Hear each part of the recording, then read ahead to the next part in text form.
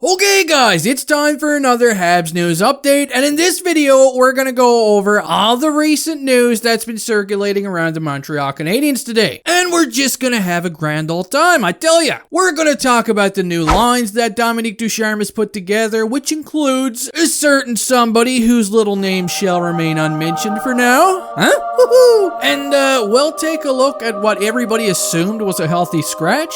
But wait until the very end of this video, because there was a massive plot twist. As Ducharme's line juggling, yeah, it wasn't complete during practice alone. But first, before we begin, if you guys are a fan of the Habs or just John Lu in general, hey, you're at the right place. Please consider subscribing to my channel as I upload hockey content daily and would really enjoy if you little grasshoppers decided to tag along for the ride. Now, let's get the big ol' crazy news right out of the way here, as my man John Lu has dug his nose in deep and spilled the beans on the current lines that are being used at practice by Dominique Ducharme. So, let's see what kind of madness came out of the old Dominique Ducharme baby bullet blender today, huh? And won't you look at that?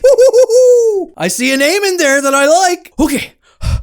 Let's contain ourselves and breathe and just observe these lines in a little bit of detail here. The first line, we've got Phil Danault centering Polly Wavers and Josh Anderson. And you know what? I'm not gonna lie, I liked this when I seen it. I was hoping Paul Byron would stay here and score a hat trick tonight, but more on that later. But one thing I do like about this line, okay? Phil Danault is probably gonna get matched up against Lafuse and Marner all night. And I'm kind of hoping Josh Anderson just makes these guys eat their own asses tonight. Yum yum. On to the second line, we've got Kotkaniemi now back in the top six between Toffoli and Gallagher. Whoa, easy there, Ducharme. That's a new looking line for Brendan Gallagher. So, I wonder how these guys are gonna look tonight, because that's a pretty interesting line if you ask me. Line number 3, we've got Slick Suzuki between Yoel Armia, who is defensively responsible, and a bright little grasshopper that likes to go by the name of Colin Caulfield.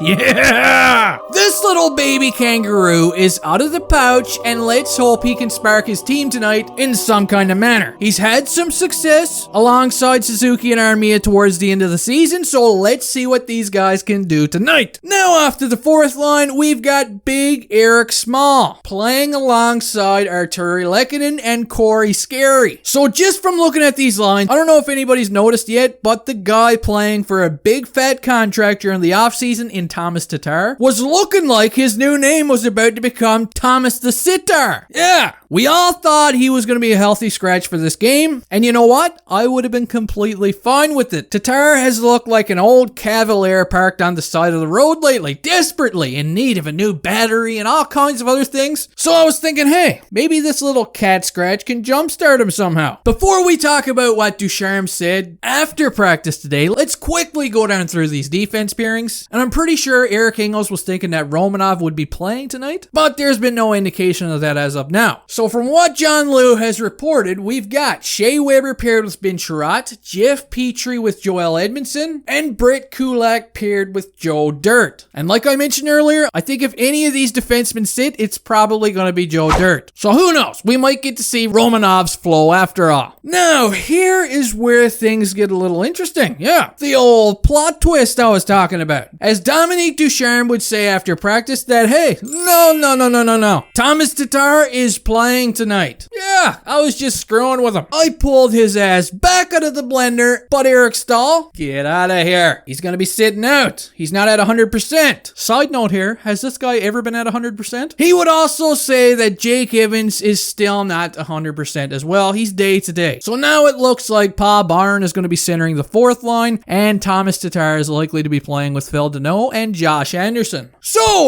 let me know what you guys think about the blendered lines. Joe Dirt would also be interviewed after practice today, and after spending several minutes combing his hair, he would open his little mouth and say Cole Caulfield is a confident kid. He's not cocky. He's not walking around here like he's better than anyone else. And he kind of reminds Dirt of Patrick Kane.